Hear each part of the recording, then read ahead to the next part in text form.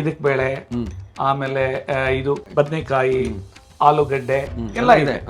So ಆದ್ರಿಂದ ಈ ಊಟಕ್ಕೆ ಎಲ್ಲ ಪ್ರಿಪೇರ್ ಮಾಡ್ಕೊಂಡು ಬಂದಿದ್ದೀನಿ. ಈಸಿಯೆಸ್ಟ್ ವೇ ಹೆಂಗೆ ಅಂತ, ಇದು 70+ ಏಜ್, ಒಂದು ತಿಂಗಳಿಗೆ 58% ಆಗಿದೆ ಎಜೆಕ್ಷನ್ ಫ್ರಾಕ್ಷನ್. ಹಸಿಮೆಣಸಿನ್ಕಾಯಿ, ಬೆಳ್ಳುಳ್ಳಿ, ಶುಂಠಿ, ಈರುಳ್ಳಿ, ಆಮೇಲೆ ಪೆಪ್ಪರ್ ಅವೆಲ್ಲ ಹಾಕಿ ಕುಟ್ಬಿಟ್ಟು ಬಾಯ್ಲ್ ಮಾಡಿಬಿಡ್ಬೇಕು. ರೈಸ್ ಸ್ವಲ್ಪ ಇಟ್ಕೊಂಡಿದ್ದೀನಿ, ಆಮೇಲೆ ಚಿಕನ್ ಇಟ್ಕೊಂಡಿದ್ದೀನಿ. ಈ ಚಿಕನಲ್ಲಿ ಯಾವುದು ಎಣ್ಣೆ ಯೂಸ್ ಮಾಡಿಲ್ಲ, ಯಾವುದು ಇಲ್ಲ. ಇದು ನಾನು ನೋಡಿದ್ದಿಲ್ಲ. ನಾನು ಹೇಳ್ತೀನಲ್ಲ, ಇವೆಲ್ಲ ನಾನು ಮಾಡ್ತೀನಿ. ಯೋಚನೆ ಮಾಡಿ, ಸಾರಿನ ಘಮ ಇದೆ, ಅನ್ನ ತಿಂದು ಖುಷಿ ಇದೆ, ತೃಪ್ತಿ ಇದೆ. ಅದ್ರ ಒಟ್ಟಿಗೆ ಆರೋಗ್ಯದ ಸಲಾಡ್ ಇದೆ.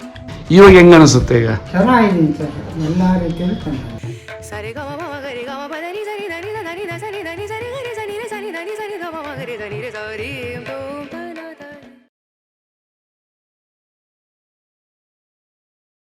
ನಮಸ್ಕಾರ ವೀಕ್ಷಕ ಬಂಧುಗಳಿಗೆ.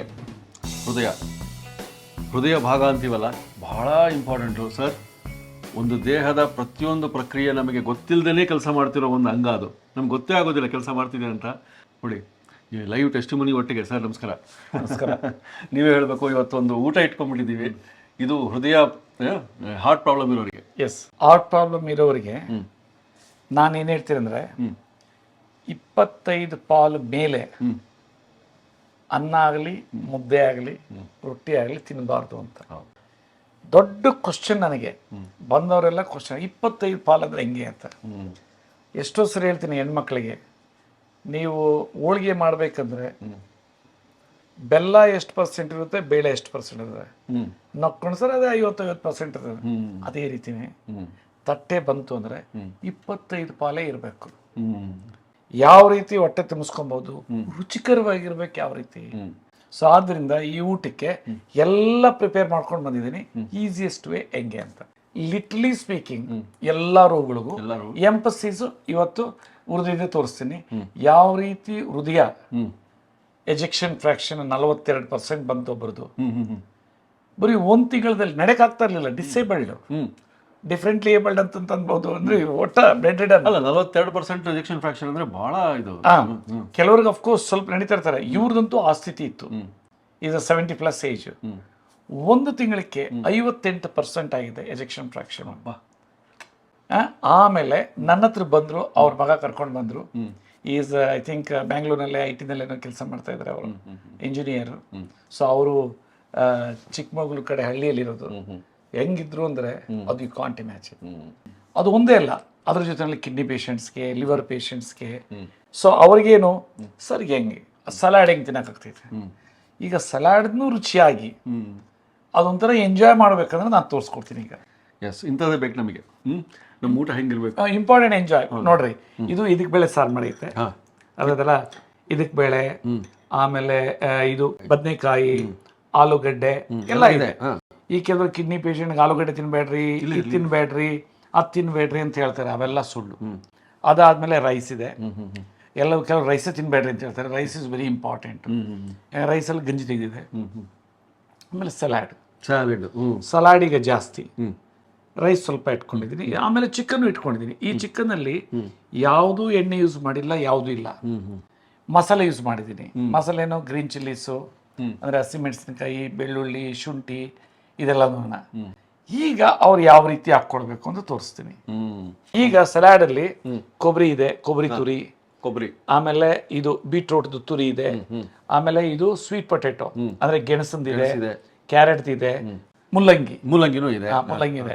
ಈಗ ಏನು ಅಂತಂದ್ರೆ ಇದನ್ನ ಲೀಚ್ ಮಾಡಬೇಕು. ಈಗ ಕಿಡ್ನಿ ಪೇಷಂಟ್ಸ್ಗಾಗಲಿ, ಹಾರ್ಟ್ ಪೇಷಂಟ್ ಇರೋರ್ಗುನ ಕಿಡ್ನಿ ಕ್ರಿಯೇಟ್ ಜಾಸ್ತಿ ಆಗಿರ್ತೈತೆ. ಲೀಚ್ ಹೆಂಗ್ ಮಾಡ್ಕೊಳ್ಬೇಕು, ಇದನ್ನ ರಾತ್ರಿ ನೀರಲ್ಲಿ ಇಟ್ಬಿಡ್ಬೇಕು.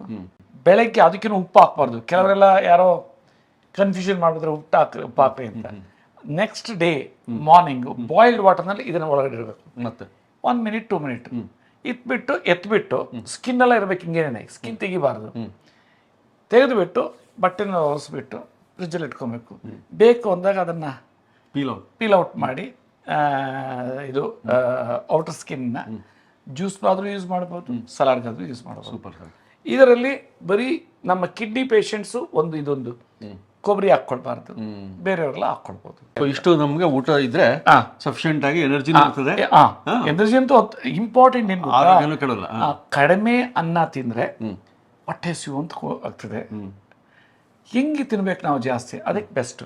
ಅಯ್ಯೋ ಸಲಾಡ್ ತಿನ್ನೋದು ಕರ್ಮ ಅಂತ, ಆ ಸಲಾಡ್ ಎಷ್ಟು ಚೆನ್ನಾಗಿದೆ ಅಂತ ತೋರಿಸ್ತೀನಿ ನೋಡ್ರಿ. ಇದೆಲ್ಲ ಈಗ ನೀವು ಒಂದು ತಟ್ಟೆ ರೆಡಿ ಮಾಡ್ತಿದ್ದೀರಾ ಊಟದ್ದು. ಊಟದ್ದು ನೋಡಿ, ಸಲಾಡ್ ಹಾಕ್ಕೊಂಡ್ರಿ, ಅರ್ಧ ಐತಲ್ಲ. ಆಮೇಲೆ ಹೊಟ್ಟೆ ಹೆಂಗೆ ತುಂಬ್ತದೆ ಅಂತ ದೊಡ್ಡ ಕ್ವಶನ್. ಇವಾಗ ಇಷ್ಟ ಹಾಕ್ಕೊಂಡ್ರಿ ಸಲಾಡ್. ಈಗ ಇದಕ್ಕೆ ಇದಾಯ್ತಲ್ಲ, ರೈಸ್ ಎಷ್ಟು ಚಮಚ? 1 ಚಮಚ, 2 ಚಮಚ, 3 ಚಮಚ, 4 ಚಮಚ ಹಾಕ್ಕೊಂಡೆ ನೋಡ್ರಿ. ಆಮೇಲೆ ಸಾರು ಎಷ್ಟು ಬೇಕಾದ್ರೆ ಹಾಕ್ಕೊಡ್ರಿ. ಸಾರು ಎಷ್ಟು ಬೇಕಷ್ಟು ಚೆನ್ನಾಗಿ ಹಾಕ್ಕೊಡ್ರಿ, ಟೇಸ್ಟ್ ಬರ್ಬೇಕಲ್ಲ. ಈಗ ನೋಡ್ರಿ, ಈಗ ಇದನ್ನೆಲ್ಲ ಮಿಕ್ಸ್ ಮಾಡಿ ಒಟ್ಟಿಗೆ ಅಲ್ಲ ಸರ್? ಅಬ್ಬಾ, ಅವಾಗ ಖುಷಿ ಆಗ್ತದೆ. ಇದನ್ನ ನೋಡಿದ್ದಿಲ್ಲ ನಾನು ಹೇಳ್ತೀನಲ್ಲ, ಇವೆಲ್ಲ ನಾನು ಮಾಡ್ತೀನಿ, ಆ ಬೇರೆಯವರಿಗೆ ನಾನು ಟೇಸ್ಟ್ ನೋಡ್ತೀನಿ, ಅವ್ರಿಗೂ ಇದು ಈಗ ಈ ಕರಿ, ಮಟನ್ ಕರಿ ಆಗಿರಲಿ, ಚಿಕನ್ ಕರಿ ಆಗಿರಲಿ, ಫಿಶ್ ಕರಿ ಆಗಿರಲಿ, ಯಾವ್ದು ಬೇಕಾದ್ರೂ ಕರಿ ಯೂಸ್ ಮಾಡ್ಬೋದು. ಈಗ ಇದಕ್ಕೆ ಎಲ್ಲ ಸಾರು ಎಷ್ಟಿದೆ ಎಲ್ಲ ಇನ್ನೂ ಸಾರು ಹಾಕ್ಕೊಂಡ್ರು ಹಾಕ್ಕೊಬೋದು, ಸಾರು ಎಷ್ಟು ಬೇಕಾಷ್ಟು ಹಾಕ್ಕೊಳ್ಬೋದು. ಅರ್ಥ ಆಯ್ತಲ್ಲ? ಈಗ ನಂಚ್ಕೊಳ್ಬೇಕು. ಆ ನಂಚ್ಕೊಳ್ಳೋಕ್ಕೂ ಅವ್ರಿಗೆ ಈಸ್ ಪ್ರಿಯ, ನಾನ್ ವೆಜ್ ಪ್ರಿಯ ಅಂತ ತಿಳ್ಕೊಂಡಂತೆ. ಹೆಲ್ತಿಗೂ ಇರ್ಬೇಕು ಚಿಕನ್. ಇದು ಸ್ಕಿನ್ ಔಟ್ ಇದೆ, ಸ್ಕಿನ್ ಔಟ್ ಇದ್ದು ಇದನ್ನ ಏನೂ ಎಣ್ಣೆ ಹಾಕಿಲ್ಲ.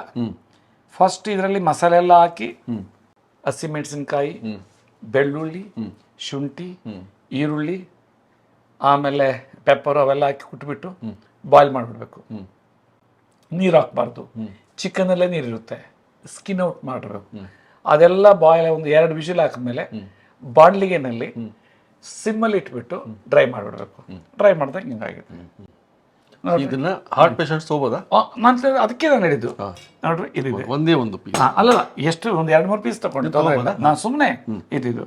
ಈಗ ಹೇಗಿರ್ತೈತೆ ಅಂತಂದ್ರೆ, ಈಗ ನೋಡಿ, ಇವು ಜಸ್ಟ್ ನೀವು ಟೇಸ್ಟ್ ಮಾಡ್ರಿ, ನಿಮಗೆ ಖುಷಿ ಆಗುತ್ತೆ ನೋಡಿ ಹೇಗಿದೆ.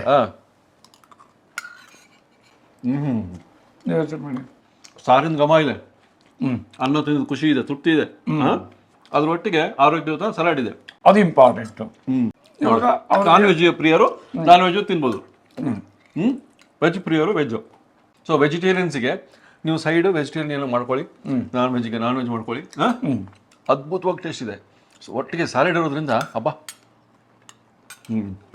ನಮಗೆ ಇದೇನಪ್ಪ ಕರ್ಮ. ಹೌದು, ಹಂಗಂತಲ್ಲ, ಏನಪ್ಪ ಇದು ತಿನ್ಬೇಕು ಇದು ಪೇಷಂಟ್. ಆಮೇಲೆ ಅವ್ರಿಗೆ ಮೈಂಡಲ್ಲಿ ಇರಬೇಕು, ನಾನು 100 ವರ್ಷ ಆರೋಗ್ಯ ಇರಬೇಕು, ನಾನು ಈ ರೋಗದಿಂದ ಆಚೆ ಬರಬೇಕು, ಕಿಡ್ನಿ ಟ್ರಾನ್ಸ್ಪ್ಲಾಂಟ್ಗೆ ಹೋಗಬಾರ್ದು, ಹಾರ್ಟ್ ಸರ್ಜರಿ ಮಾಡಿಸ್ಕೊಂಡು ಹೋಗ್ಬೋದು, ಆ ಟೈಪ್ ಮೈಂಡ್ ಇರಬೇಕು. ಆಮೇಲೆ ಆಹಾರನೇ ಔಷಧಿ ಅಂತ. ಸರ್, ಇವಾಗ ಈ ಹಾರ್ಟಿಂದ ಈ ಥರದ್ದು ಒಂದು ಆಹಾರ ಪದ್ಧತಿ, ನಿಮ್ಮ ಪ್ರೋಟೋಕಾಲು, ಪ್ರಾಬ್ಲಮ್ಸ್ ಹಾರ್ಟ್ ಅಟ್ಯಾಕ್ನ ಪ್ರಿವೆನ್ಷನ್ ಮಾಡೋಕ್ಕೂ ಇಂಥ ಊಟ ಒಳ್ಳೇದು. 100% ಅಲ್ಲ, 100%.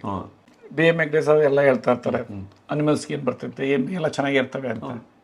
ಅವು ಯಾಕಂದರೆ ಎಷ್ಟು ಬೇಕು ಅಷ್ಟೇ ತಿಂತವೆ, ಕಷ್ಟಪಟ್ಟು ತಿಂತವೆ. ಒಂದು ಅನಿಮಲ್ ಹಿಡಿಬೇಕಂದ್ರೆ ಎಷ್ಟು ಕಷ್ಟಪಡ್ತವೆ. ಹೌದು. ನಮಗೆಲ್ಲ ಈಸಿಯಾಗಿ ತಿನ್ನೋದ್ರಿಂದ ನಾವೆಲ್ಲ ಇದು ಮಾಡ್ಕೊಳ್ತೀವಿ. ಆಮೇಲೆ ಕೊಲೆಸ್ಟ್ರಾಲ್ ಕಡಿಮೆ ಆಗ್ತದೆ. ನನ್ನ ಟ್ರೀಟ್ಮೆಂಟಲ್ಲಿ ಕೊಲೆಸ್ಟ್ರಾಲ್ 1 ತಿಂಗಳು ಅಷ್ಟೇ. BP ಕೊಲೆಸ್ಟ್ರಾಲ್ ಎಲ್ಲ 1 ತಿಂಗಳು ಕೊಟ್ಟೋಗುತ್ತೆ. ನನಗೆ ಅರ್ಥ ಆಗಿದೆ ಏನಂದರೆ, ಈ ಡಯಾಬಿಟಿಸು, BP, ಕೊಲೆಸ್ಟ್ರಾಲ್ ಎಲ್ಲ ಎಡಗಾಯಿ ಕೆಲಸ ಇವ್ರಿಗೆ, ಕಿರುಬಳ್ ಕೆಲಸ ಅಂತಾರಲ್ಲ ಹಂಗೆ. ಸರ್, ಟೆಸ್ಟ್ ಮಾಡಿ ನೋಡ್ಬಿಡೋಣ, ಒಳ್ಳೆ ಇದು ಲಂಚ್ ತೋರಿಸಿರಿ. ಸರ್, ಧನ್ಯವಾದ. ನಮಸ್ಕಾರ. ಏನು ಹೇಳ್ರಿ ಹೆಸರು ನಿಮ್ಮದು? ಕೊಮರಗಡ. ಯಾವರು? ನಮ್ಮದು ಹಾರ್ಟಿಗೆ ಸಪ್ಲೈ. ನಿಮಗೆ ಹಾರ್ಟ್ ಪ್ರಾಬ್ಲಮ್ಮು ಅಂತೆಲ್ಲ ನಿಮ್ಮ ಮಗ ಹೇಳ್ತಾ ಇದ್ರು. ಇದು ನಮ್ಮದು 1 ತಿಂಗಳ ಮೆಡಿಸಿನ್ ತೊಗೊಂಡಿದ್ದೀರಿ. ಹೆಂಗಾಗಿದೆ? ಮೊದಲು ಹೆಂಗಿದ್ರಿ, ಈಗ ಹೆಂಗಾಗಿದ್ರಿ? ಅಷ್ಟೇ. ಮೊದಲು ಹೆಂಗಿತ್ತು? ಮೊದಲೆಲ್ಲ ಆತಿತ್ತಿಲ್ಲ, ತಿರುಗಾಡೋಕ್ಕೆ ಆತಿತ್ತಿಲ್ಲ. ಮಗ ಬಂದು ಅಲ್ಲಿ ಊರಿಂದವ ಕಾರ ಕರ್ಕೊಬಂದು ಇಲ್ಲಿ ಟ್ರೀಟ್ಮೆಂಟ್ ಮಾಡಿ. ಇವಾಗ ಹೆಂಗ ಅನಿಸುತ್ತೆ? ಈಗ ಚೆನ್ನಾಗಿದ್ದೀನಿ ಸರ್, ಎಲ್ಲ ರೀತಿಯಲ್ಲೂ ಚೆನ್ನಾಗಿ. ತೊಂದರೆ ಇಲ್ಲ, ತಿರುಗಾಡೋಕ್ಕೂ ತೊಂದರೆ ಇಲ್ಲ, ಊಟದಲ್ಲೆಲ್ಲ ತೊಂದರೆ ಇಲ್ಲ, ಎಲ್ಲ ಊಟನೂ ಮಾಡ್ತೀವಿ. ಅದೇ ಇಡ್ಲಿ, ದೋಸೆ, ಅನ್ನ, ಸಾಂಬಾರು ಎಲ್ಲ ಊಟ. ಓಕೆ, ನಮ್ಮ ಔಷಧಿ ತಗೊಳ್ತೀರಿ? ಔಷಧಿ ತಗೊಳ್ಳಿ. ವೆರಿ ಗುಡ್, ಥ್ಯಾಂಕ್ಸ್ ಅಪ್ಪ. ಇನ್ನೂ ಅನೇಕ ಸ್ವಾದಿಷ್ಟ ರೆಸಿಪಿಗಳಿಗಾಗಿ ಸಬ್ಸ್ಕ್ರೈಬ್ ಮಾಡುವುದನ್ನು ಮರೆಯಬೇಡಿ.